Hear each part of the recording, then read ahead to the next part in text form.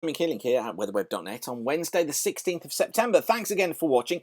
This is your look ahead video, and we can send you an email when this video is updated. Just send a blank email to generalweather-subscribe at weatherweb.net and we can add you onto our list. Don't worry, you don't get bombarded by a load of junk email. We let you know when these videos are updated. Now, the inner weather geek in me has come out this afternoon because I just wanted to show you this one first of all. Satellite picture showing clearer skies coming through to the south this afternoon with low pressure centred here towards the northwest of Cherbourg. How do we know that? Well, it's because of these charts. These are the plotted synoptic charts. It's the observations for 4 o'clock this afternoon. And what it actually shows, a couple of areas of low pressure.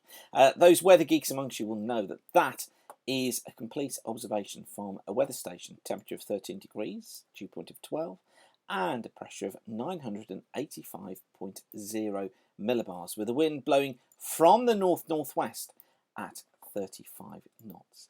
And it's great on these charts to be able to actually plot up what the where the centre of the low pressure is. So we've got 984 millibars there. We're going to come down into here, still doing 984 millibars. We're going to come up round there like so. Excuse my drawing, I'm just using a computer mouse. And we're going to be going up somewhere like that. That's the 984 millibar isobar. And in here, just in here, we have our centre of low pressure. Wow, I love it when it all works. And in fact, what we could do just very quickly, let's put in the 988 as well, which is coming down through here, something like so. Yes, that's not very neat, I know, but there it is, coming down there. And then we're coming up here. Watch how the winds flow with the isobars and up there. Wow, we've plotted a chart. But yeah, it's great to see the winds rotating around that low, a classic area of low pressure. Right. Thank you for allowing me to do that. Sorry. I just wanted as well to pick up on where the El Nino is just at the moment, do a quick review of how things are looking just now. And these are the latest weekly indexes of the various different El Nino regions.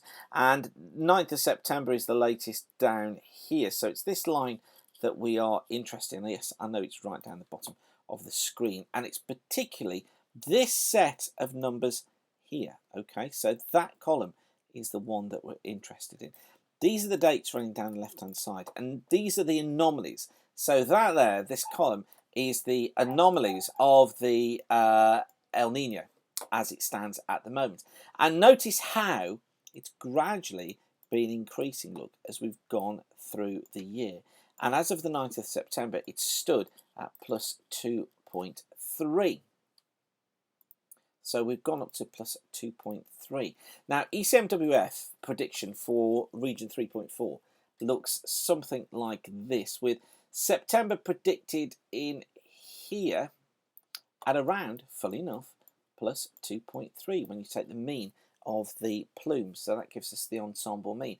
But just notice what happens. It takes off as we head into the rest of the year, and it peaks around about a plus 3. That would put it at one of the strongest El Nino events. Ignore what's in the press today. I've had a few people already say to me about the killer snowstorm, worst in 50 years, that's on its way to the UK, and trying to link it back to El Nino. Complete nonsense. Just ignore that totally. But just watch these figures. Do they rise? Are they going to get up from 2.3 up to a 3? The next few weeks really are going to be very telling as to whether that actually happens. Now, the sea surface temperature anomalies picks up quite nicely on the El Nino event down here across the central part of the Pacific. This area of cold water is one that we've been pointing out as well towards the west of the UK, as is the very warm water, excuse me, across the northeastern parts of the Pacific over the western coast of the state. Each of these features is going to be playing a part in our winter weather and really will have an impact on what the weather does through the winter. Just another area to notice as well is down here through the Indian Ocean, how warm the conditions are down there when compared to normal. So we've got a lot of excess heat built up across the planet just at the moment in the seas, and it's something that we've been on about for a wee while now. Now, this is how September looks so far at 500 millibar height anomalies, and it really is quite striking. The heights towards the north of the country and the lower than normal heights down towards the south of the UK. That's September so far. Now compare that with Hugo van den Doel's forecast using analog techniques for October, November, December. Lower than normal heights here towards the west of the UK, so it brings those lower than normal heights northwards. Higher than normal heights towards the north and towards the east, and this is the jet effectively screaming through here, well, actually going into a ridge across here. So it picked up on the idea of these lower than normal heights down towards the southwest, transferring their way northwards as time progressed. And there is the start of our lower than normal heights. So the analogues seem to be stacking up at the moment on this idea of an unsettled autumn. As far as temperatures are concerned, so far in September, we are looking at a CET central England temperature around 0.8 degrees below normal for the time of year, so below the average for the time of year. Running annual mean going back to 1772 puts us in this area here. I should say these charts from the Met Office. See that little green bar in here gives us a running mean of about plus 0.3 for the year. Still that upward trend when we're looking in the 5-year period though. And if you just run along here, what we're looking at is a similar sort of temperature to those that we have seen several times in the past, but this general upward trend is still showing through the Central England temperature series. As far as rainfall goes, September so far for England and Wales, again these from the Met Office, we're looking at 38% of normal rainfall so far through September.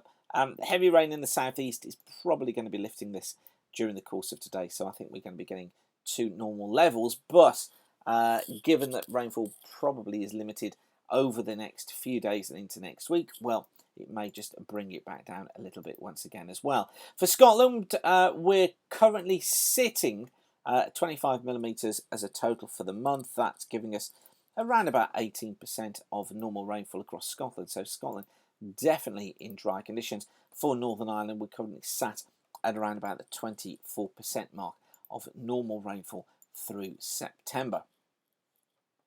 So I just wanted really just to get you up to date on where we are, and just to say, well, the medium to longer range forecast is progressing. It's going according to plan, and I'll get you a more detailed update on where we are headed through tomorrow, and that should take us through September and into October.